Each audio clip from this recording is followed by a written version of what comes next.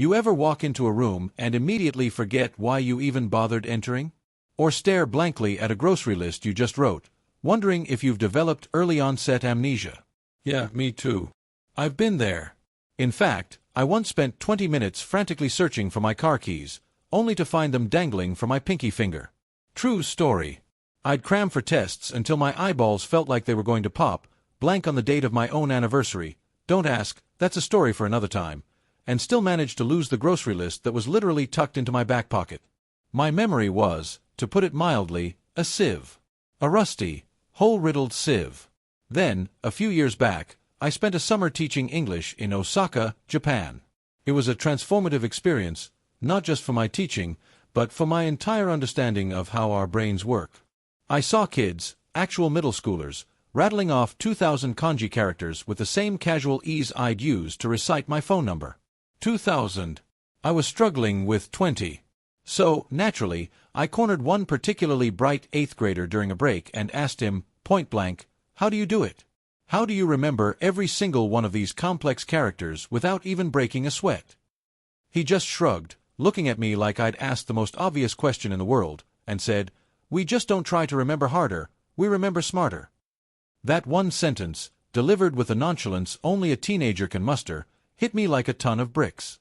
It wasn't about brute force, about grinding until my brain turned to mush. It was about strategy. It rewired my entire perspective on learning and memory. And today, my friends, I'm handing you the 6 Japanese tricks that took me from being a forgetful goldfish with a 2-second attention span to, well, if not a human vault, then at least a very well-organized filing cabinet. And here's the best part. None of them require ninja genes, an eidetic memory you were born with, or 12-hour study marathons. You don't need a supercomputer for a brain. You just need a better operating system. Ready to plug the leaky bucket of your memory once and for all? Let's dive in. Section 1. The leaky bucket lie. Our Western study culture, bless its heart, often operates under what I like to call the fountain metaphor. You know the drill. Pour in more hours, buy more highlighters in every conceivable neon shade, chug more coffee than is medically advisable, and eventually, knowledge will just overflow and stick, right? We're told that if we just try harder, if we just focus more, if we just will ourselves to remember, it'll happen. It's an exhausting, often ineffective approach that leads to burnout and, ironically, more forgetting. The Japanese model, by contrast, flips that entire notion on its head.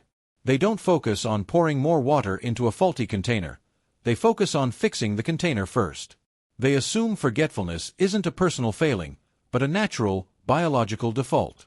And guess what? Neuroscience backs this up, big time. Way back in 1885, a German psychologist named Hermann Ebbinghaus drew something called the forgetting curve. This isn't some abstract concept, it's a stark, undeniable reality of how our brains work. Ebbinghaus meticulously studied how we forget, and what he found was pretty sobering. Within just 24 hours, we can drop up to 70% of new information unless we actively interrupt that curve. 70%. That means if you spend an hour learning something new today and don't do anything else with it, by tomorrow, most of it will be gone, evaporated like steam. Think about that. We spend hours in lectures, reading textbooks, watching tutorials, and then we wonder why so little of it sticks. It's because we're pouring precious, hard-earned knowledge into a bucket with gaping holes. Japanese students, from a young age, are subtly taught to assume this forgetfulness is the default. They don't blame themselves for forgetting. They simply acknowledge it as a fundamental aspect of human cognition. Because of this foundational understanding, they don't try to overcome forgetfulness with sheer willpower, which is a finite resource. Instead, they build systems. They create frameworks and habits designed to counteract the forgetting curve, to patch those holes in the bucket. This mindset shift alone, from "I need to try harder" to "I need a better system," was revolutionary for me.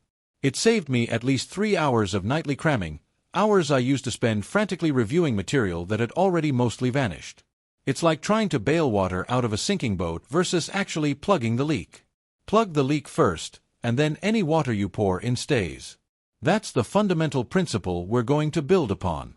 So, keep that powerful idea in mind while we go through each of these memory hacks, because each one is essentially a carefully crafted patch for your memory bucket. We're not just adding more water, we're making sure it stays put. Section 2, Hack 1, Memory Palace with a Torii Gate. Western textbooks, bless their academic hearts, might call this the method of loci. It's a fancy Latin term that basically means method of places. But guess what? Ancient samurais, those legendary warriors, had their own version, which they might have called something like Kisho Tenketsu on the mind, a way of structuring narratives and ideas within a mental landscape. The core idea is brilliantly simple. Take a place you know backward and forward, a place so ingrained in your mind you could navigate it blindfolded. This could be your childhood home, the winding path of your daily commute, even the specific layout of your favorite 7-Eleven where you grab your late-night snacks. Now, here's the trick. You mentally plant what you need to remember along that route, at specific, memorable locations. Why does this work so incredibly well? Because your brain's spatial memory is ancient, primal, and unbelievably powerful. Evolution didn't equip us to memorize vocabulary lists or historical dates. It equipped us to remember where the safe berries grew, where the good hunting grounds were, and how to get back to our cave without getting eaten by a saber-toothed tiger. We are hardwired for spatial navigation. So, what we're doing here is hijacking that ancient, powerful system for modern information. Let me give you a personal example. I learned all 47 prefectures of Japan, in order, by walking an imaginary path through my grandma's bungalow. That house was my childhood playground, every nook and cranny etched into my memory. So, for Hokkaido, the northernmost prefecture, I pictured a huge snowdrift piled up against the front door, making it hard to open. For Honshu, the main island, I imagined my grandma's kitchen, with rice spilling from the rice cooker, because Honshu is known for its rice production. Each room, each piece of furniture, each specific detail became an anchor for one region, or a set of related facts. When I wanted to recall the prefectures, I'd simply close my eyes, take a mental stroll through my grandma's house, and the map of Japan would unroll effortlessly in my mind. It's like having a physical map projected onto your internal landscape. And here's a pro tip to make it even stickier. Add sensory details, make it weird, make it vivid. For example, at each stop in your mental journey, don't just place an object, add a distinctive Japanese element. Maybe a vibrant red Shinto gate, a torii, marks a key transition, or the delicate scent of cherry blossoms wafts through a particular room. The weirder the image, the more outlandish, the more multisensory, the stickier the memory. Your brain loves novelty and absurdity. Science calls this elaborative encoding, the process of making new information more meaningful and connecting it to existing knowledge. Teenagers, being the brilliant pragmatists they are, would probably just call it making it anime. And honestly, they're not wrong. It's about turning dry, abstract facts into a vibrant, engaging, and utterly unforgettable mental movie. So, next time you have a sequence of facts, a speech, or a list of items to remember, don't just repeat them. Build a memory palace. Walk through it. Make it your own personal mental theme park of knowledge. Section 3, Hack 2, Spaced Repetition, Samurai Schedule. You know how muscles grow. It's not just in the lifting, it's crucially in the rest period afterward. That's when the micro-tears repair and rebuild, making the muscle stronger. Memories work in a remarkably similar way. They don't just cement in the frantic cramming session, they truly solidify and become long-term memories in the wait periods, in the strategic intervals between reviews. This is the core principle behind spaced repetition, a technique so powerful it feels like cheating. Japanese students, particularly those preparing for rigorous exams, have internalized this concept. They don't review information haphazardly. Instead, they follow a highly structured samurai schedule for their reviews. Typically, 1 day after initial learning, then 3 days, 7 days, 14 days, and finally 30 days. This isn't arbitrary. It's precisely timed to intercept Ebbinghouses for getting curve right before the information is about to slip away completely. Each review session, strategically placed, gives your brain a little nudge, telling it, hey, this information is important. Don't delete it. Now, you might be thinking, that sounds like a lot of tracking. How am I supposed to manage all those dates? Thankfully, we live in the future. Apps like Anki have completely automated this process, making it incredibly easy to implement. Anki is a flashcard app that uses a sophisticated algorithm to present you with cards just as you're about to forget them. It's a game changer for language learning, medical students, or anyone dealing with a large volume of facts. But if you're a pen and paper person, You can absolutely DIY this with 2 colors of sticky notes. Here's how the DIY version works. Write the fact or question on the front of a sticky note. On the back, write the next review date. Let's say you learned something today. You write Day 1 on the back and stick it on your wall. Tomorrow, during your morning coffee, you go through your Day 1 pile. If you nail it, you change the date on the back to Day 3 and move it to your Day 3 pile. If you hesitate, or worse, completely blank, you reset it back to Day 1 and put it back in that pile. It's a simple, elegant system that ensures you're always focusing your energy on the information that needs the most reinforcement, rather than wasting time on things you already know cold. Think of it like watering a bonsai tree. You don't drench it once a month with a fire hose. You give it little sips of water on a precise schedule tailored to its needs. Those small, consistent inputs are what allow it to thrive and grow strong. Similarly, spaced repetition provides those small, consistent inputs to your memory, allowing information to root deeply and become resilient. Since adopting this samurai schedule, my English teacher brain, which used to struggle to remember where I put my car keys, has held onto over 1,200 Japanese vocabulary words for 6 years straight. And the craziest part? I spend, on average, 9 minutes a day doing it. 9 minutes. That's less time than it takes to scroll through social media. It's a testament to the power of working smarter, not just harder. Section 4, Hack 3, Keiko Chants. Remember learning the alphabet. Chances are, you didn't just stare at A, B, C on a page. You sang A, B, C, D, E, F, G. The rhythm, the melody, the physical act of vocalizing, it all helped those letters stick. This isn't just for kids. Japanese carpenters, for instance, don't just quietly measure timber. They belt out rhythmic shouts, called keiko, to keep synchronized, but also, crucially, to encode numbers and measurements into their working memory. It's a powerful ancient technique that leverages our brain's love for rhythm and sound. So, how do we apply this? Simple. Turn your facts, your lists, your sequences into 4-beat chants. You don't need to be a professional singer or even have a good voice. The power is in the rhythm and the repetition. I still hear snippets of undergrads murmuring Itsuemo kuenai ki in hushed tones before a history exam. They're recalling the sequence of the old Japanese provinces: Aizu, Mino, Kuni, Ki. It might sound silly, but it works. Here's why it works. When you chant, you're engaging multiple parts of your brain.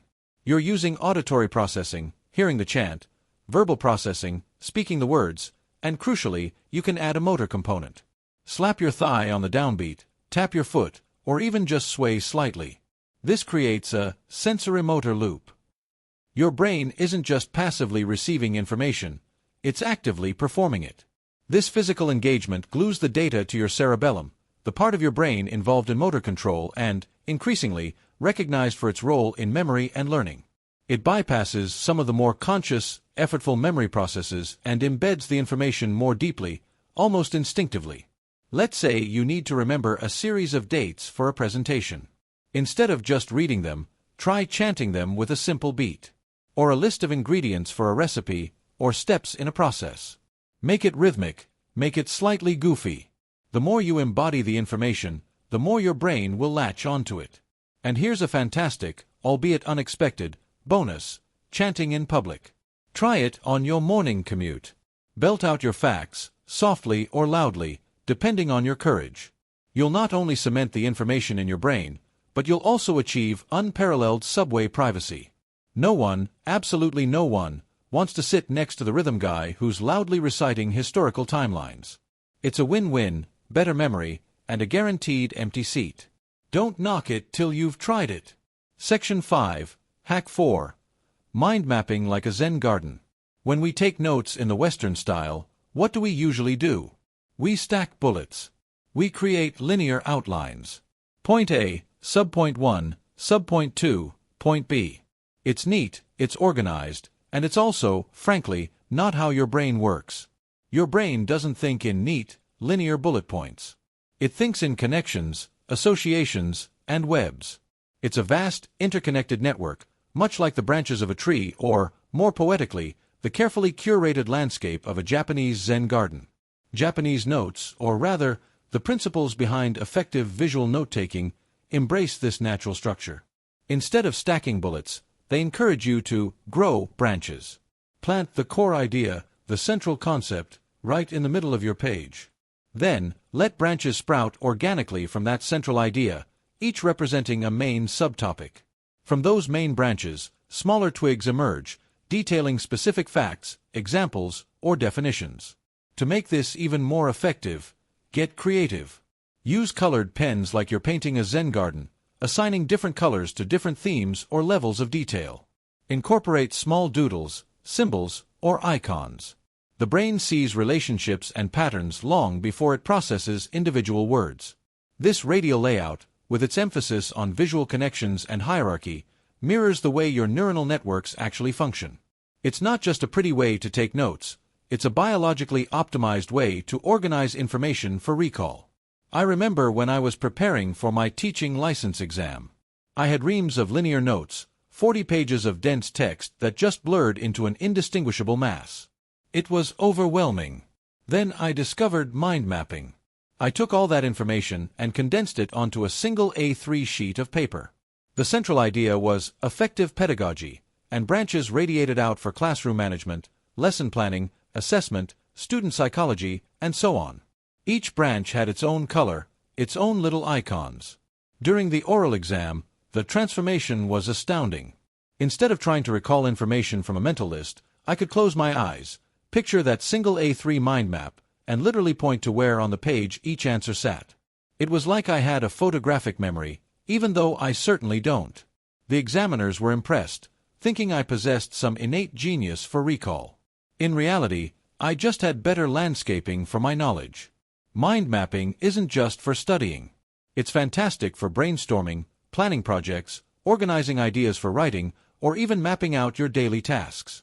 It helps you see the big picture, understand the interconnections, and make the information far more memorable. So, ditch the boring bullet points and let your ideas bloom like a beautiful, structured Zen garden. Your brain will thank you. Section 6. Hack 5. Kaizen Micro-Wins. We often fall into the trap of making grand, sweeping resolutions. I'm going to memorize all the world capitals this month. Or, I'm going to learn Japanese from scratch in 3 weeks. While the ambition is admirable, the reality is that such massive, undefined goals often lead to overwhelm, procrastination, and ultimately, failure. Our brains, and our motivation, thrive on small, achievable victories. This is where the Japanese philosophy of Kaizen comes in. Kaizen loosely translates to continuous tiny improvement. It's about making small, incremental changes or taking small, consistent steps, day after day, that collectively lead to massive, sustainable progress over time. Instead of vowing to memorize all world capitals, a Kaizen approach would be to commit to something ridiculously achievable, like, I will review 5 flashcards every sunrise. Not 50, not 20, just 5. It seems insignificant, right? But that's the genius of it. Here's why Kaizen is a memory game changer. First, it lowers the barrier to entry. 5 flashcards. Anyone can do that, even on the busiest morning. There's no mental friction, no feeling of being overwhelmed before you even start. Second, it builds momentum and consistency. Once you've done your 5, you often find yourself thinking, well, I'm already here, maybe I'll do a few more. But even if you don't, you've still hit your target. Third, and most powerfully, it leverages the concept of tracking the streak.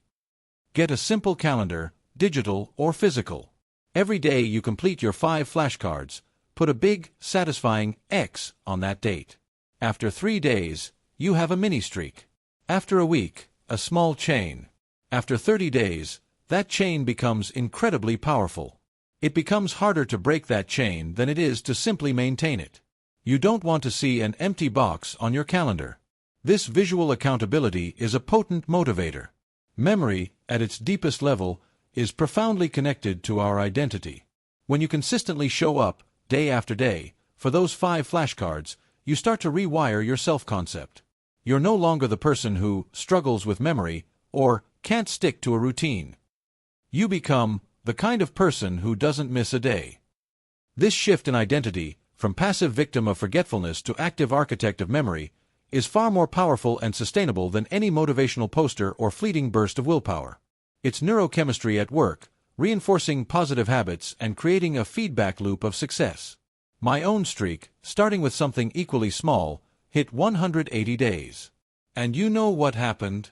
My mom, who used to gently tease me about my forgetfulness, started bragging about it at church. My son, he's memorizing all these things every single day. The external validation was nice, but the internal shift was everything. That combination of accountability, to myself, and eventually to my mom, plus the positive neurochemical feedback loop of consistent achievement equals long-term stickiness. So, start small, track your progress, and let Kaizen transform your memory, one tiny, consistent win at a time. Section 7, Hack 6. Shu, One-Pointed Focus. In my calligraphy class in Japan, the sensei, a stoic woman with incredible precision, once made us ink one perfect horizontal line for 40 minutes. One single line. If the brush wavered, if the ink bled, if our focus faltered even for a second, we started over. It was maddening, frustrating, and utterly transformative. This was my introduction to Shu, total, absolute immersion in a single task. In our hyper-connected, always-on world, multitasking has been glorified. We juggle emails, texts, social media notifications, and a dozen open browser tabs, all while trying to focus on a primary task. But here's the brutal truth. Multitasking is memory poison. It's an illusion of productivity. Your brain isn't actually doing multiple things at once. It's rapidly switching between tasks, and each switch comes with a cognitive cost. Every time you shift your attention, you have to re-engage, recontextualize, and often reload the information into your working memory. This fragmented attention severely inhibits the encoding process, which is the crucial first step for any information to become a memory. Attention, my friends, is the precursor to encoding. You can't remember what you didn't pay attention to in the first place. Shu teaches us to reclaim that attention. It's about creating a sacred space and time for singular focus. Before you dive into a study session, or try to commit a new piece of information to memory, adopt the Shu mindset. Here's how to implement it practically. Set a timer *, grab a kitchen timer, or use a simple app. Set it for 25 minutes. This isn't an arbitrary number. It's a sweet spot for focused work that avoids burnout. Silence everything *, and I mean everything. Put your phone on airplane mode and in another room. Close all unnecessary browser tabs. Turn off notifications. Tell family members or roommates you're going off-grid for 25 minutes. Define your pledge * before you start the timer. Make a clear, concise pledge. For the next 25 minutes, I will focus solely on understanding and recalling this specific chunk of information, aiming to know it better than I found it. This clarifies your intention and primes your brain. Immerse yourself *, dive deep into that single task. Read, analyze, draw, summarize, practice. If your mind wanders, and it will, it's human nature, gently bring it back to the task at hand. Don't judge yourself, just redirect. Take a break * when the bell rings, stand up. Walk away from your workspace. Stretch. Sip some tea. Look out the window. Give your brain a genuine break, not just a switch to another digital distraction. This allows for mental consolidation. Repeat * after 5 to 10 minutes, set the timer again, and dive back in. 1 month of consistent Shu sessions, even just 2 or 3 cycles a day, and I have my study time while simultaneously doubling my retention. It felt like I'd discovered a cheat code for my brain. Focus isn't just a virtue, it's the original smart drug, enhancing your capacity to encode, consolidate, and retrieve information more effectively than any supplement ever could. It's about being present with the information, truly grappling with it, and allowing your brain the uninterrupted space it needs to do its best work. Mid-roll CTA. Alright, quick breather.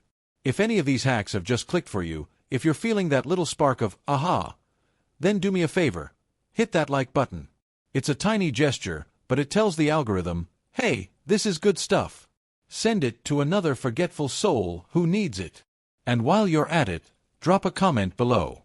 Tell me which technique you're itching to try first. Seriously, I read and reply to every single one. Accountability starts right here, with us sharing our learning journeys. Section 8. Putting it together. My daily 15-minute stack.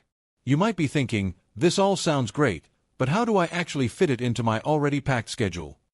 The beauty of these Japanese memory hacks is that they're designed for efficiency and integration, not for adding hours of extra work.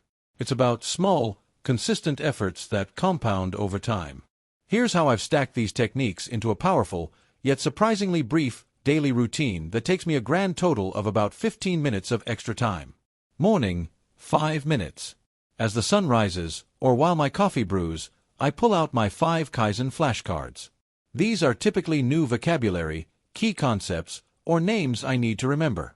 I quickly review them using the samurai schedule principle. If I know it, it moves to the next review interval. If I struggle, it gets reset. This micro-win sets a positive tone for the day, and the streak on my calendar grows. It's a gentle mental workout to kickstart my brain. Lunch, 3 minutes. During a quick break, or while waiting for my food, I take a 3-minute mental palace walkthrough. This is often for new business cards I've collected, important details from a recent meeting, or even the structure of a presentation I need to give. I mentally place each person or detail in a specific spot in my familiar office memory palace. It's a quick, visual rehearsal that keeps new information fresh and accessible. Commute, 5 minutes. Whether I'm walking, cycling, or on public transport, my commute becomes a mobile classroom. I use chants to internalize my to-do list for the day, or perhaps a sequence of ideas for a creative project. I'll silently, or very softly, depending on my surroundings, chant the key points, tapping a rhythm on my leg. The rhythmic repetition helps cement the order and content, making sure nothing slips through the cracks. Evening, 2 minutes plus 25 minutes. Before winding down, I spend a couple of minutes mind mapping one chapter of whatever I'm currently reading, a non-fiction book, an industry report, or even a complex article. This helps me synthesize the information, see the connections, and creates a visual anchor for later recall. It's a quick, active review that solidifies the day's learning. Then, I dedicate a 25-minute shoe sprint. This is my deep work block. I pick one challenging task, perhaps consolidating notes from a new course, practicing a foreign language conjugation, or outlining a complex document, and give it my undivided, phone-free, notification-free attention. This focused immersion ensures that critical information is properly encoded and understood. Total extra time, approximately 15 minutes. And the result? It's been genuinely life-changing. I've forgotten precisely one birthday in the past 4 years, and that was because I was scuba diving in a remote location with no signal, which I think we can all agree is a perfectly acceptable excuse. The mental clarity, the reduced stress of not constantly fearing I'll forget something crucial, and the sheer joy of having information readily available in my mind is immeasurable. It's not about becoming a genius overnight. It's about consistently applying smart strategies. Section 9. Troubleshooting the bucket. Okay, so you've heard the hacks, and maybe a little voice in your head is already popping up with objections. But I can't visualize. Or, I hate apps. I hear you, and honestly, those are common concerns. But the beauty of these techniques is their flexibility. They adapt to you, not the other way around. Let's troubleshoot some of those common leaks in the bucket of belief. But I can't visualize. This is perhaps the most common objection to the memory palace technique.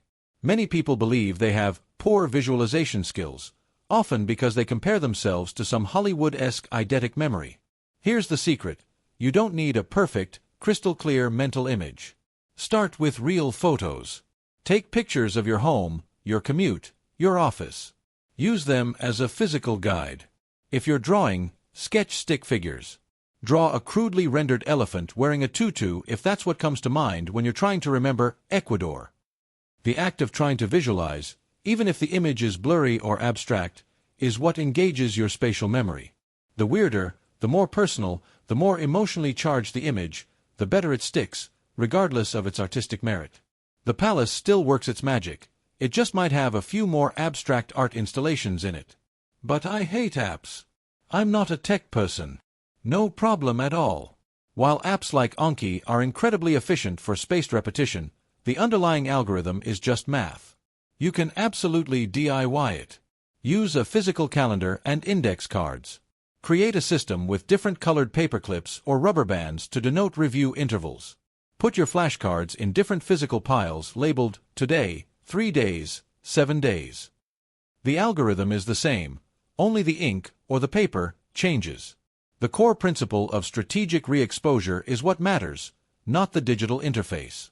In fact, the physical act of writing, sorting, and handling cards can even add another layer of sensory engagement, further cementing the information. But I sing off-key. I'd never chant in public. First off, join the club. Most of us aren't Broadway material. And second, you don't have to belt out anything like a Viking warrior. The power of Keiko is in the rhythm and the vocalization, not the melodic perfection. Whisper the rhythm. Hum it. Tap your foot. Even an internal chant, a silent rhythm in your head, can engage the sensoromotor loops. Your inner ear can't tell if you're hitting the right notes, and frankly, it doesn't care.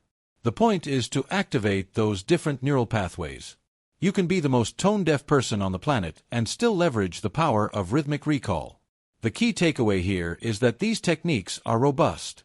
They flex, they don't break. They are adaptable to your personal style, your learning preferences, and your comfort level. The foundational principles are universal and grounded in neuroscience. So, don't let perceived limitations stop you. Remember that initial mindset shift. Fix the bucket first. Trust the process, experiment with what works for you, and you'll be amazed at the results. Section 10. Cultural bonus. Gammon and the long game. In our instant gratification culture, we're constantly bombarded with promises of speed memorization, learn a language in a week, or unlock your genius overnight. While these sound tempting, they often lead to superficial learning and, ultimately, disappointment. True, lasting memory improvement, like any valuable skill, requires patience, persistence, and a healthy dose of reality. This is where a profound Japanese cultural concept called gammon comes into play.